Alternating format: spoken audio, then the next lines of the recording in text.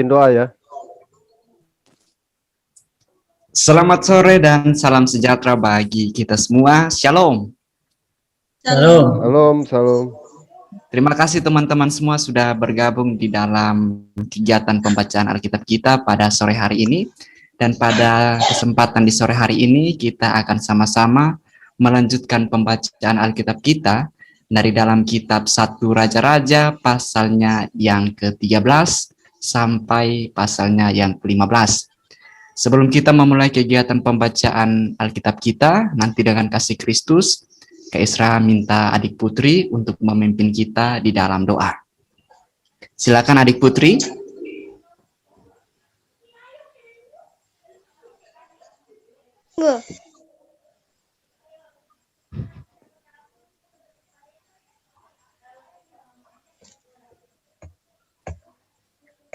Oke. Selamat sore Tuhan Yesus, kami mau membaca Alkitab. Tuhan Yesus berkati supaya kami bisa mengerti dan melakukan firman-Mu. Terima kasih Tuhan Yesus, dalam nama Yesus, amin. Amin, puji Tuhan. Amin. Terima kasih Dek Putri. Ya, kita akan membaca Alkitab kita. Hari ini kita akan mempersingkat dengan satu orang 3 ayat. Nanti akan dimulai dengan adik Nathan, yang kedua adik Putri, yang ketiga Pak Apiang, yang keempat Kak Peter, yang kelima Kak Iin, dan yang terakhir Kak Esra. Sudah siap semuanya? Adik Nathan yang pertama membacanya. Silakan adik Nathan. Ayat 1. Sedang Yerobeam berdiri di atas mezbah itu sambil membakar korban, maka atas perintah Tuhan datanglah seorang abdi Allah dari Yehuda ke Betel. Ayat 2. Lalu atas perintah Tuhan berserulah orang itu terhadap mezbah. Tuh katanya, hai mezbah, beginilah firman Tuhan, bahwa sanya seorang anak lahir pada keluarga Daud, Yosia. Namanya ia akan menyembelih di atasmu. Imam bukit pengorbanan yang membakar korban di atasmu. Juga tulang-tulang manusia akan dibakar di atasmu. Ayat 3. Pada waktu itu juga ia memberitahukan suatu tanda ajaib. Katanya, inilah tanda ajaib bahwa Tuhan telah berfirman bahwa sanya mezbah itu akan pecah sehingga tercurah abu yang di atasnya. Ya, dilanjutkan Dek Putri. Demi Raja Yerobeam mendengar perkataan abdi Allah yang diserukannya terhadap mezbah di Betel itu. Ia mengulurkan tangannya dari atas mezbah dan berkata, tangkaplah dia. Tetapi tangan yang diulurkannya terhadap orang itu menjadi kejam, sehingga tidak dapat ditariknya kembali. Mezbah itu pun pecahlah sehingga abu yang di atasnya tercurah, sesuai dengan tanda ajaib diberitahukan abdi Allah itu atas perintah Tuhan. Lalu bicaralah raja dan berkata kepada abdi Allah itu, Allahmu dan berdoalah untukku, supaya tanganku dapat kembali. Dan abdi Allah itu memohonkan belas kasihan Tuhan. Maka tangan raja itu dapat kembali dan menjadi seperti semula. Ayat 7. Kemudian berbicaralah raja kepada abdi Allah itu. Marilah bersama-sama dengan aku ke rumah. Segarkan badanmu. Sesudah itu aku hendak memberikan sesuatu hadiah kepadamu. Tetapi abdi Allah itu berkata kepada raja, sekalipun setengah dari istanamu kau berikan kepadaku, aku tidak mau singgah kepadamu. Juga aku tidak mau makan roti atau minum air di tempat ini. Ayat 9, sebab beginilah diperintahkan kepadaku atas firman Tuhan. Jangan makan roti atau minum air, dan jangan kembali melalui jalan yang telah kau tempuh itu. Lalu pergilah ia melalui lalu pergilah ia melalui jalan lain dan tidak kembali melalui jalan yang telah diambilnya untuk datang ke Betel. Di Betel diam seorang nabi tua. Anak-anaknya datang menceritakan kepadanya segala perbuatan yang dilakukan abdi Allah pada hari itu di Betel. Mereka menceritakan juga kepada ayah mereka perkataan yang dikatakannya kepada raja. Kemudian ayah mereka bertanya, dari jalan manakah ia pergi? Lalu anak-anaknya menunjukkan kepadanya jalan yang diambil abdi Allah yang datang dari Yehuda itu. Di atas lagi dong. Ayat 13, ia berkata kepada anak-anaknya, pelanai keledai bagiku. Mereka memelanai keledai baginya, lalu ia menunggangnya. Ayat 14, dan pergi mengikuti abdi Allah itu dan mendapatinya duduk di bawah sebuah pohon besar. Ia bertanya kepadanya, engkaukah abdi Allah yang telah datang dari Yehuda? Jawabnya, ya, akulah itu. Ayat 15, katanya kepadanya, marilah bersama-sama aku ke rumah untuk makan roti. Sore Dek Cincin. Habis Udah KS. baca? 3 ayat ya Dek Cincin. Sampai ayatnya yang ke-17. Siapa nih? Dek Cincin. 15 ya? 16 sampai yang ke-18. 16. Tetapi jawabnya, aku tidak dapat kembali bersama-sama engkau dan singgah kepadamu. Aku tidak dapat makan roti atau minum air bersama-sama engkau di tempat ini. 17. Sebab telah diperintahkan kepadaku atas firman Tuhan, jangan makan roti atau minum air di sana, jangan berjalan pulang melalui jalan yang telah kau ambil itu. 18. Lalu jawabnya kepadanya, aku pun seorang nabi juga seperti engkau.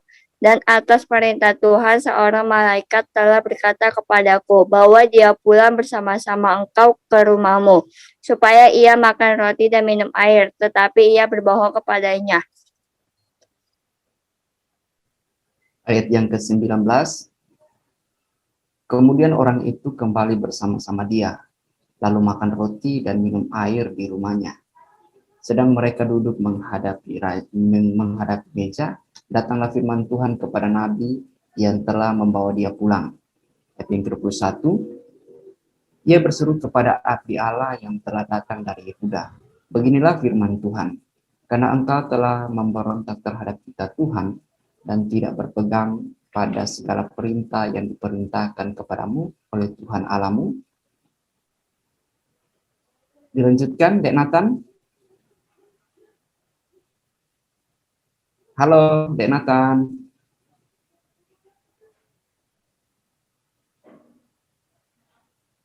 Wah, Nathannya tidak ada. Dilanjutkan aja, Dek Putri. Ayat yang ke-22 sampai yang ke-24.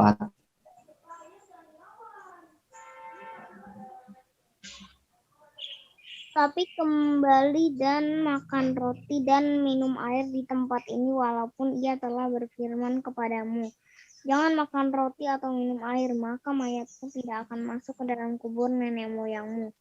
Setelah orang itu makan roti dan minum air, dipelanailah keledai baginya. Orang itu pergi, tetapi di tengah jalan ia diserang seekor singa dan mati diterkam. Mayatnya tercampak di jalan dan keledai itu berdiri di sampingnya. Singa itu pun berdiri di samping mayat itu. Ayat 25, orang-orang yang lewat melihat mayat itu tercampak di jalan, dan singa berdiri di sampingnya. dan mereka menceritakannya di kota tempat kediaman nabi tua itu. Ketika hal itu kedengaran kepada nabi yang telah membujuk dia berbalik kembali, ia berkata, "Dialah abdi Allah yang telah memberontak terhadap titah Tuhan. Tuhan menyerahkan dia kepada singa yang mencabik dan membunuhnya sesuai dengan firman Tuhan yang diucapkannya kepadanya." Ayat 27. Lalu berbicaralah ia kepada anak-anaknya, "Pelanailah keledai bagiku," dan mereka memelanainya. Ya, ayat 28. Kemudian ia pergi dan menemukan mayat orang itu tercampak di jalan, sedang keledai dan singa berdiri di sampingnya. Singa itu tidak memakan mayat itu dan tidak mencabik keledai itu. Ayat 29. Nabi tua itu mengangkat mayat abdi Allah itu, menaruhnya di atas keledai, dan membawanya kembali ke kotanya sendiri untuk diratapi dan dikuburkan. Ayat 30. Mayat orang itu dikuburkannya dalam kuburnya sendiri, maka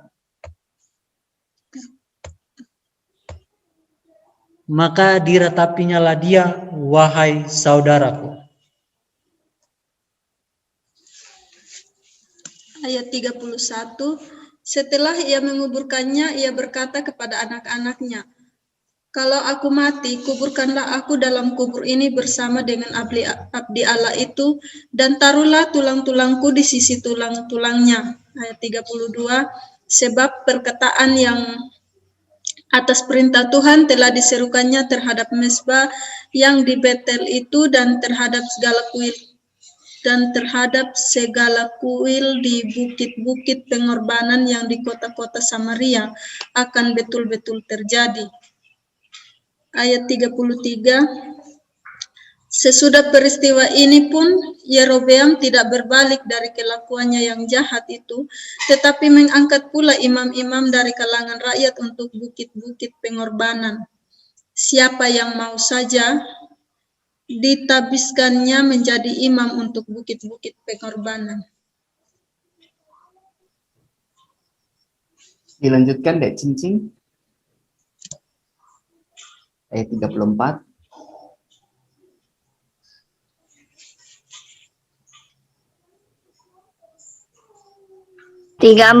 Dan tindakan itu menjadi dosa bagi keluarga Yerobeam, sehingga mereka dilenyapkan dan dipunahkan dari muka bumi.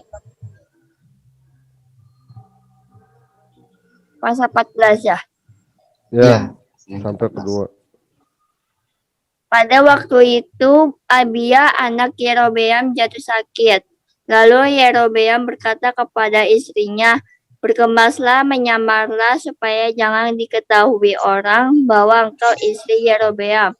Dan pergilah ke Silo, bukankah di sana tinggal Nabi Ahia? Dialah yang telah mengatakan tentang aku, bahwa aku akan menjadi raja atas bangsa ini."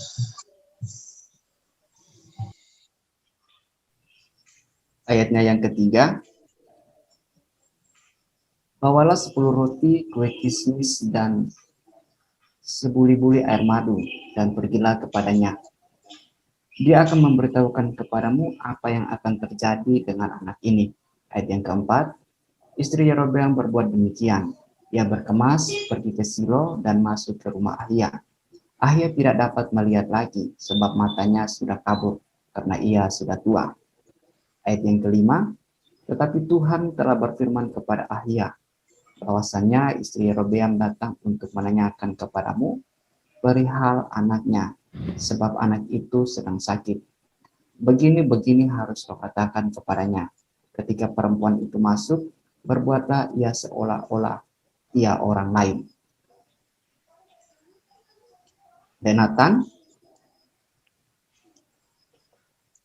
Maaf, tadi itu mau pipis tapi sempat nggak jadi. ya. Dilanjutkan Ayat ayatnya yang ke-6 sampai ayatnya yang ke-8 ya. Ayat ke-6, tetapi segera sesudah Ahia mendengar bunyi langkah perempuan itu, sementara melangkah masuk pintu, berkatalah ia, Masuklah, hai istri Yerobeam, mengapakah engkau berbuat seolah-olah engkau orang lain? Aku disuruh menyampaikan pesan yang keras kepadamu.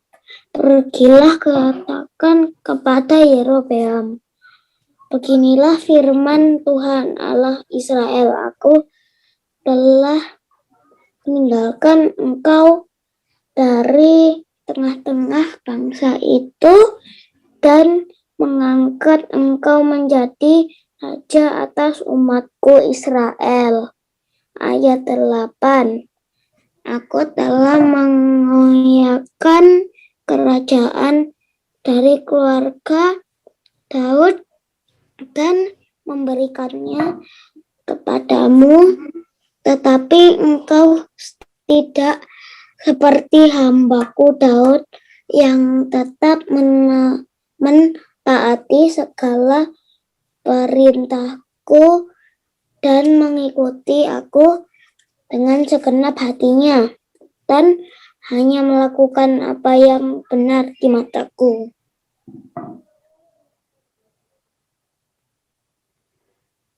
Dilanjutkan Putri. deh Putri. Oke. Ayat yang 9. ke-9.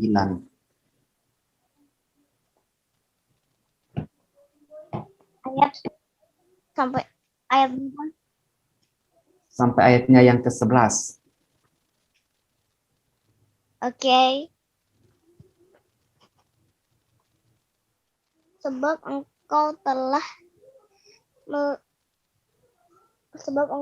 melakukan perbuatan jahat lebih dari semua orang yang mendahului engkau dan telah membuat bagimu Allah lain dan patung-patung tuangan, sehingga engkau menimbulkan sakit hatiku. Bahkan engkau telah membelakangi aku.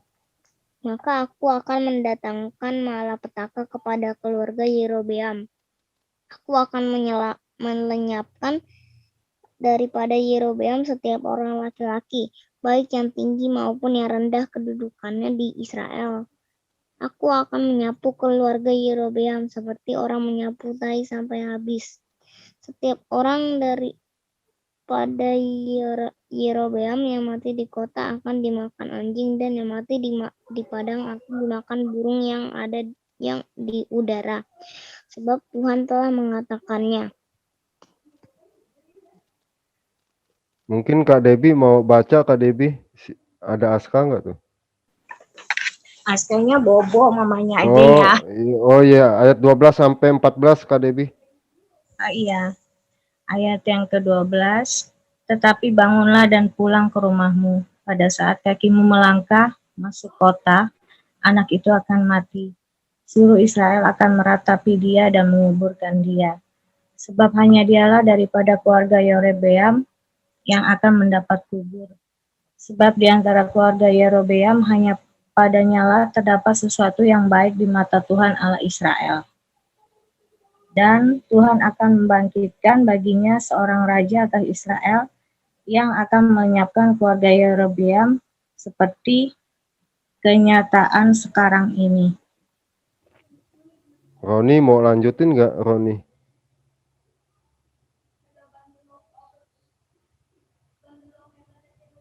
Ya, ayat 15. Kemudian Tuhan akan menghajar orang Israel sehingga tergoyah-goyah seperti gelaga di air, dan ia akan menyertakan mereka daripada tanah yang baik ini yang telah diberikannya kepada nenek moyang mereka. Ia akan menyerahkan mereka ke seberang sungai Efrat sana, oleh karena mereka telah membuat tiang-tiang berhala mereka dan dengan demikian menyakiti hati Tuhan. Ia akan lepas tangan terhadap orang Israel oleh karena dosa-dosa yang telah dilakukan Yerobeam dan yang mengakibatkan orang Israel berdosa pula.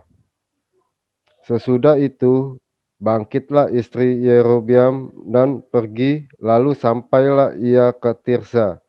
Pada saat ia masuk melangkahi ambang pintu rumah, matilah anak itu. Ya, ayat 18. Mereka menguburkannya dan seluruh Israel meratapi dia sesuai dengan firman Tuhan yang diucapkannya dengan perantaraan hambanya Nabi Ahia. Ayat yang ke-19, selebihnya dari riwayat Yerobeam, bagaimana ia berperang dan bagaimana ia memerintah, sesungguhnya semuanya itu tertulis dalam kitab sejarah raja-raja Israel. Ayat 20, lamanya Yerobeam memerintah ada 22 tahun. Kemudian ia mendapat perhentian bersama-sama dengan nenek moyangnya. Maka anaknya menjadi raja menggantikan dia.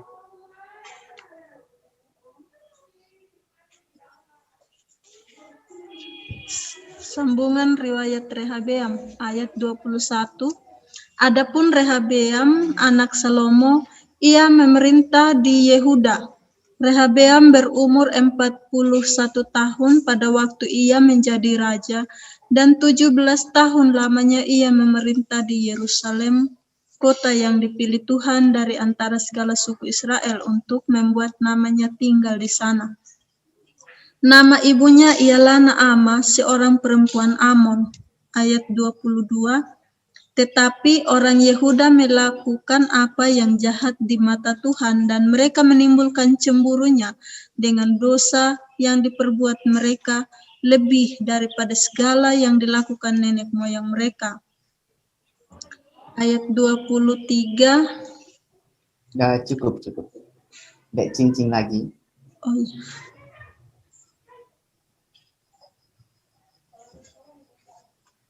Dua tiga. Sebab mereka pun juga mendirikan tempat-tempat pengorbanan dan tugu-tugu berhala dan tiang-tiang berhala di atas setiap bukit yang dia tinggi dan di bawah setiap pohon yang ribut. 24. Bahkan ada pelacuran bakti di negeri itu. Mereka berlaku sesuai dengan segala perbuatan keji bangsa-bangsa yang telah dihalau Tuhan dari orang Israel. 25. Tetapi pada tahun kelima zaman Raja Rehabeam, majulah Sisak Raja Mesir menyerang Yerusalem. Ayat yang ke-26, ia merampas barang-barang perbendaharaan rumah Tuhan dan barang-barang perbendaharaan rumah raja. Semuanya dirampasnya. Ia merampas juga segala perisai emas yang dibuat Salomo. Ayat yang ke-27, sebagai gantinya Raja Rehabeam membuat perisai-perisai tembaga yang dipercayakan kepada pemimpin-pemimpin bentara yang menjaga pintu istana raja. Ayat yang ke-28, setiap kali raja masuk ke rumah Tuhan, bentara-bentara membawa masuk perisai-perisai itu, dan mereka pula yang mengembalikannya ke kamar jaga para bentara. Dilanjutkan, Dek Nathan. Kemudian ayat 31. Kemudian Ayat Rehabeam 29. 29. Ayat 29, selebihnya dari riwayat Rehabeam dan segala yang dilakukannya, bukanlah semuanya itu tertulis dalam kitab sejarah raja-raja Yehuda. Ayat 30, dan terus-menerus perang ada antara Rehabeam dan Yerobeam. 31, kemudian Rehabeam mendapat perhentian bersama-sama dengan nenek moyangnya, dan ia dikuburkan di samping nenek moyangnya di kota Daud. Nama ibunya ialah seorang perempuan Amon. Maka Abiam anaknya menjadi raja menggantikan dia.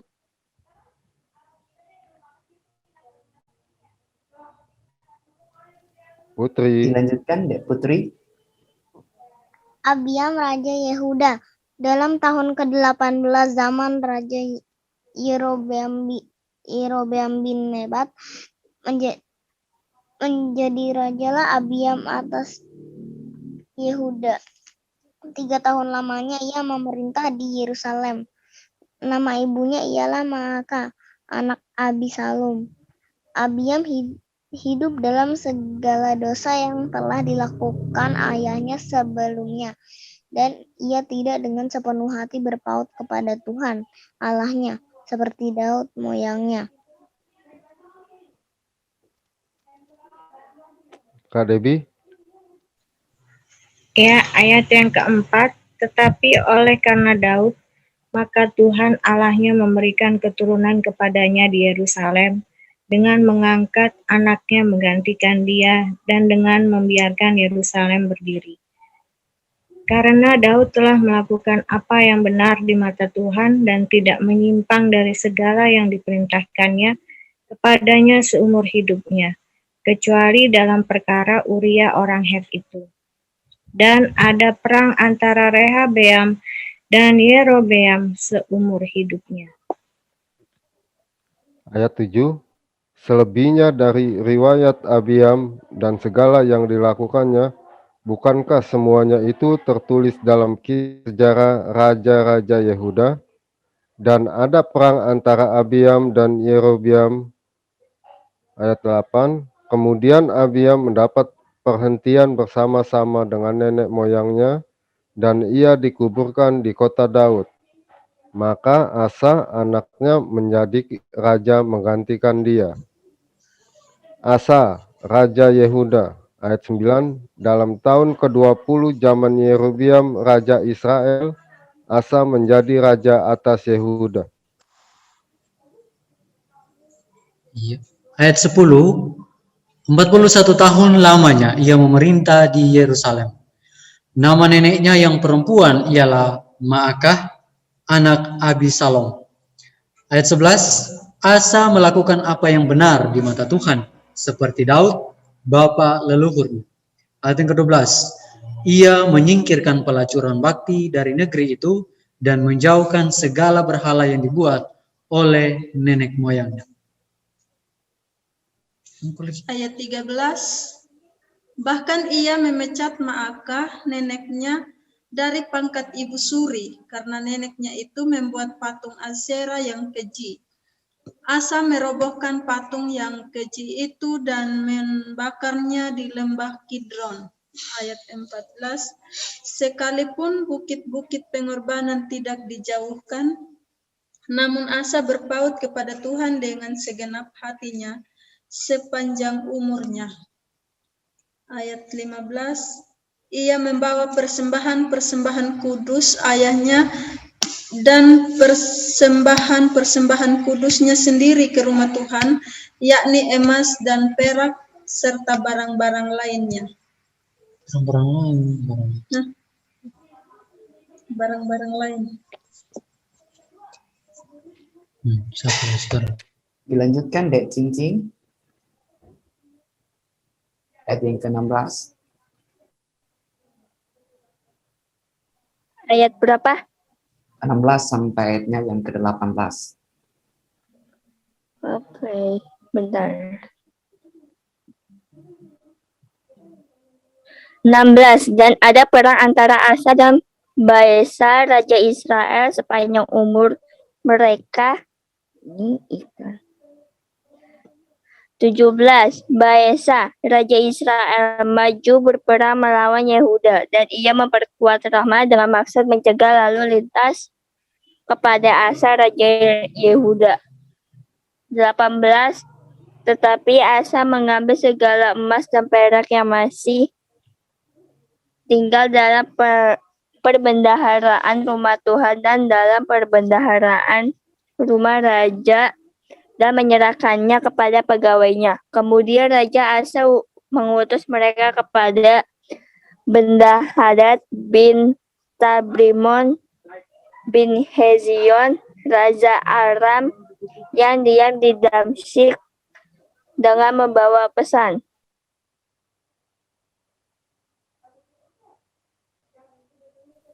Ayat yang ke-19. Ada perjanjian antara aku dan engkau, antara ayahku dan ayahmu. Di sini kukirim kepadamu suatu bingkisan, yakni emas dan perak. Marilah batalkanlah perjanjianmu dengan Baesa, Raja Israel, supaya ia undur daripadaku. Ayat yang ke-20.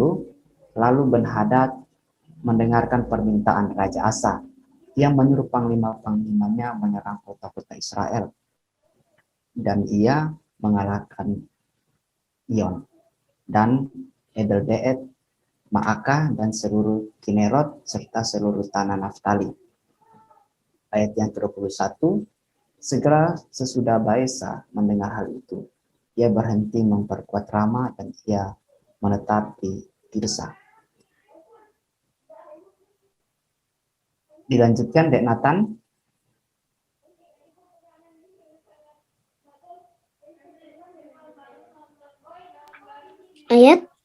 Ayat yang ke-22. Tetapi Raja Asa mengerahkan segenap orang Yehuda. Seorang pun tiada yang terkecuali mereka harus mengangkat batu dan kayu yang dipergunakan Baesa untuk memperkuat Rama. Raja Asa mempergunakannya untuk memperkuat Geba, Benyamin, dan Mizpah. Ayat 23, selebihnya dari seluruh riwayat Asa dan segala kepahlawannya dan segala yang dilakukan dan kota-kota yang diperkuatnya, bukankah semuanya itu tertulis dalam kitab sejarah raja-raja Yehuda? Tetapi pada masa tuanya ia menderita sakit pada kedua kakinya.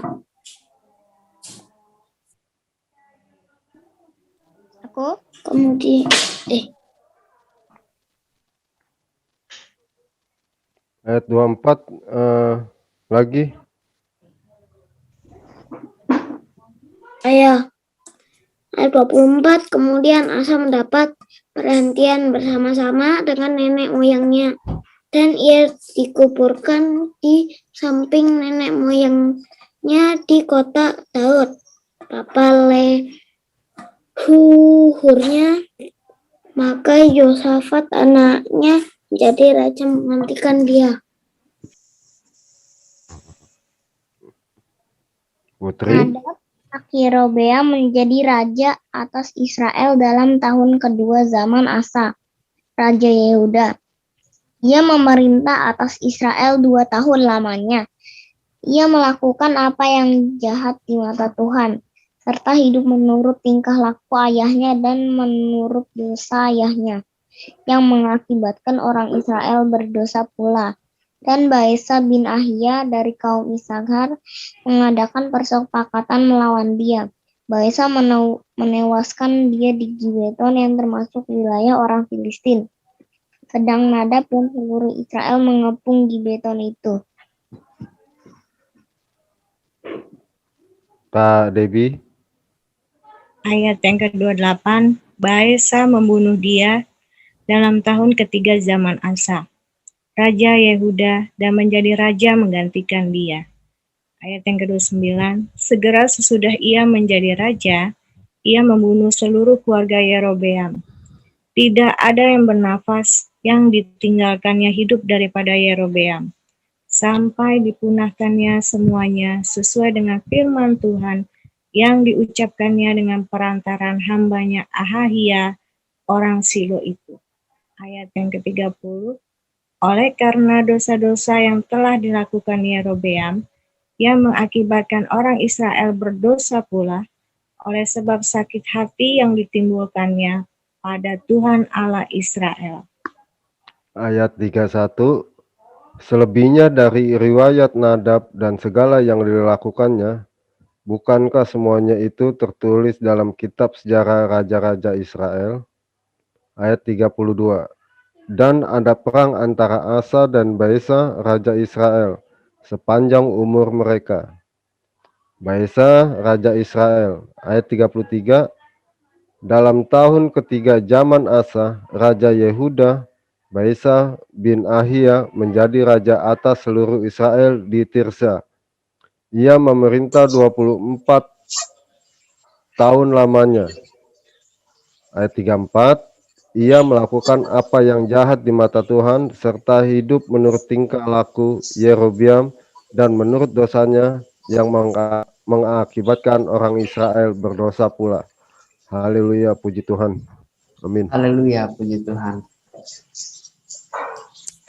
Terima kasih teman-teman semua untuk partisipasinya di dalam pembacaan Alkitab kita pada sore hari ini. Kita sudah sama-sama membaca mulai dari dalam pasalnya yang ke-13 sampai pasalnya yang ke-15. Di dalam pasalnya yang ke-13 di situ mengisahkan tentang abdi Allah yang dari Yehuda. Tentang abdi Allah yang dari Yehuda. Di situ kita menarik satu pembelajaran bahwa jangan sampai kita hidup penuh dengan kebohongan. Karena di situ mengisahkan tentang ada seorang nabi yang tua, dia berbohong. Nah, di sini kita belajar supaya jangan sampai kita menjadi orang-orang yang berbohong, apalagi kita berbohong demi nama Tuhan. Dan juga dilanjutkan di dalam pasalnya yang ke-14 tentang kisah Yerobeam dan juga Rehabeam sampai pasalnya yang ke-15. Dari kisah-kisah ini kita melihat bahwa walaupun mereka itu adalah saudara, karena mereka adalah orang-orang Israel, tetapi mereka hidup di dalam peperangan. Tidak ada damai sejahtera, tidak ada perdamaian di antara mereka. Nah, di sini pun juga kita menarik pembelajaran bahwa kita harus menjadi orang-orang yang hidup dengan damai di antara saudara. Nah, seringkali kita sesama saudara itu sering berbeda pendapat, sering adalah pertentangan di dalamnya. Itu hal yang wajar, tetapi jangan sampai kita sama seperti kisah-kisah yang sudah kita baca. Raja-raja Israel maupun Raja Yehuda, selama hidup mereka ada di dalam peperangan. Tidak ada perdamaian. Nah, ini saja yang bisa saya bagikan dari pembacaan kebenaran firman Tuhan kita. Dan waktu selanjutnya saya persilakan kepada kakak-kakak, mungkin adik-adik, ada hal-hal yang ingin disampaikan, saya persilakan.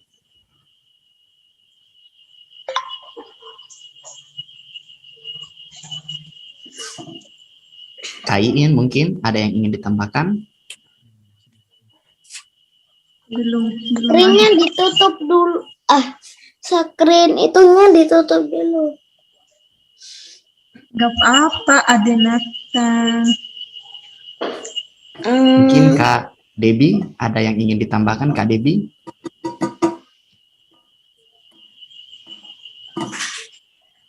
Mada. Apa ya?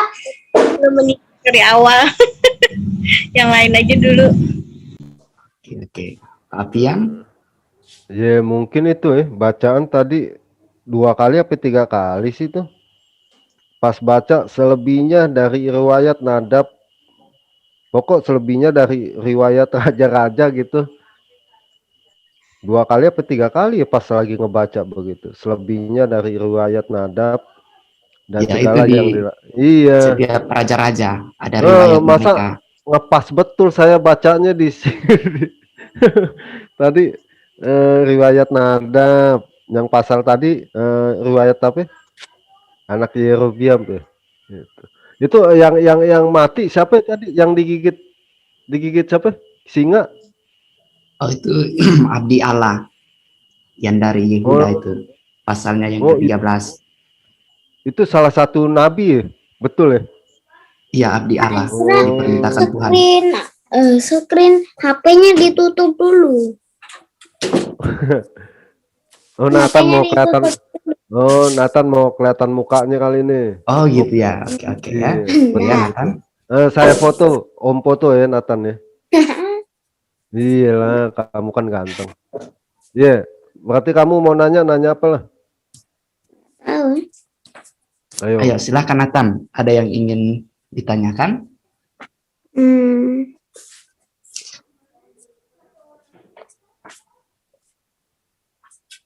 Ayo Nathan. Ayo tanya apa aja. Awalnya bumi itu gelap gulita ya. Ya, Awalnya bumi itu gelap gulita ya. Iya, karena di dalam kitab Kejadian mengisahkan seperti itu. Sehingga Tuhan Semuanya menciptakan keluar ini. terang. Kok keluar sih? Padahal Sehingga berdoa. ya, enggak apa Nathan. Karena bumi gelap sehingga Tuhan itu menciptakan terang bagi kita semua. Matahari belum diciptakan juga ya. Iya, awalnya seperti itu. Sehingga Tuhan menciptakan matahari sebagai alat penerang.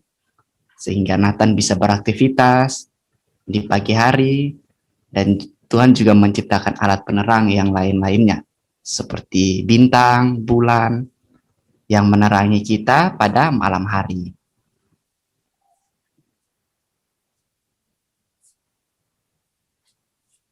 Ada lagi, Nathan? Enggak. Dek Putri, ada yang mau ditanyakan?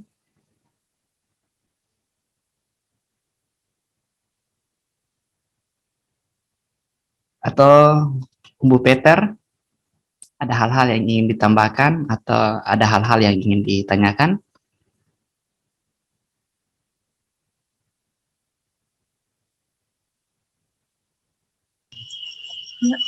Mungkin sedikit sih Kak, saya sudah pernah baca tentang Abdi Allah ini dari Yehuda. Nah, ketika dia tidak setia, dia artinya berpaling dari jalan yang sudah ditetapkan oleh Tuhan, ternyata dia mendapatkan ganjarannya. Nah, saya mau bilang bahwa kesetiaan adalah kunci daripada apa yang akan kita raih ke depannya. Jadi, kalau kita setia, ya Tuhan juga pasti setia dengan menjaga, memelihara kita dari apapun. Karena setia itu bagian dari kunci bahwa menunjukkan bahwa kita adalah anak Tuhan yang mau belajar untuk setia dan taat sama Tuhan. Nah, sebagai seorang abdi Allah, ya apapun jangan sampai kita mudah ditipu karena mengataskan nama Tuhan, jadi mudah dipercaya. Nah, kalau tadi abdi Allah ini mudah untuk tergoda hanya karena mengatasnamakan Tuhan, saya juga diperintahkan seperti ini. Ya, apa yang kita bisa mempelajari ya itu bahwa setiap orang yang mungkin apa yang mereka katakan mengatasnamakan Tuhan itu perlu menjadi apa ya perenungan buat kita bahwa benar tidak dia ini benar-benar orang yang diutus Tuhan untuk menjadi seorang yang dalam artian bahwa dia ini dalam dunia pelayanan dia ini betul-betul mau bantu saya atau tidak. Jadi dalam hal ini kesetiaan kita sama Tuhan segala sesuatu kita tanyakan dulu sama Tuhan. Apakah semua itu benar datangnya dari Tuhan atau tidak? Mungkin dari itu saja Kak. Terima kasih. Terima kasih Umbu. Yesus memberkati. Ya. Wih, si ganteng betul. Wih, si ganteng. Si Halo cakepnya mana Nathan. nih? Ya, Halo, senyumnya. Si Nah, cakepnya jadi- belum. Iya, iya, lanjut. Seperti yang tadi Umbu sampaikan tentang kesetiaan. Nah, di sini kita juga belajar tentang bagaimana kesetiaan Tuhan. Walaupun terkadang kita sebagai manusia tidak setia, tetapi Tuhan tetap setia. Kita saja yang tidak setia, Berdoa. Tuhan tetap setia. Bagaimana kalau kita mencari anak-anak yang setia? Pasti Tuhan lebih setia lagi bagi setiap kita. Dan Amin. juga di dalam kisah tentang raja-raja, di situ juga mengisahkan tentang dosa yang mereka lakukan. Di saat mereka melakukan dosa, itu dampaknya juga kepada rakyat yang mereka pimpin. Nah, di sini juga kita menarik sebuah pembelajaran bahwa di saat kita melakukan dosa, jangan sampai kita membuat orang lain itu juga ikut jatuh di dalam apa yang kita lakukan. Nah, seperti itu. Biasanya kalau kita melakukan dosa, kita tidak mau sendiri. Pasti kalau kita mencari orang lain juga supaya mereka juga sama-sama dengan kita. Ya, itu pekerjaan setan biasanya seperti itu. Jadi tidak mau sendiri melakukan dosa. Nah, mungkin ada lagi yang ingin menambahkan? Piang? Ya, betul. Jadi jangan main-main kalau udah dipakai Tuhan, udah jangan main-main. Harus sejalan dengan apa yang dimauin Tuhan gitu. Jadi kalau main-main ya akibatnya seperti abdi Allah itulah. Itu aja sih. Oke, Adik Putri mungkin ada pertanyaan? Enggak. Oh, enggak ada. Irit betul ini. Nathan, kamu ajak ngobrol Putri dong. Putri ngomongnya irit. Iya, enggak. Jelas. Iya. Waduh, irit. Kamu mahal betul Putri. Apa suara kamu berarti? Oh, selamat bergabung Pak Ferdinand. Ya, si Kodek dia menyimak aja. Oh, nyimak aja ya. Shalom, shalom. Salam. Ada lagi? Putri. Sudah ya, kalau enggak ada, kita mengakhiri kegiatan pembacaan Alkitab kita di dalam doa. Terima kasih teman-teman semua untuk partisipasinya, sehingga kegiatan pembacaan ini dapat kita laksanakan di sore hari ini. Nah, untuk menutup kegiatan pembacaan Alkitab kita, nanti dengan kasih Kristus, Kak Iin bisa memimpin kita di dalam doa. Silakan Kak Iin.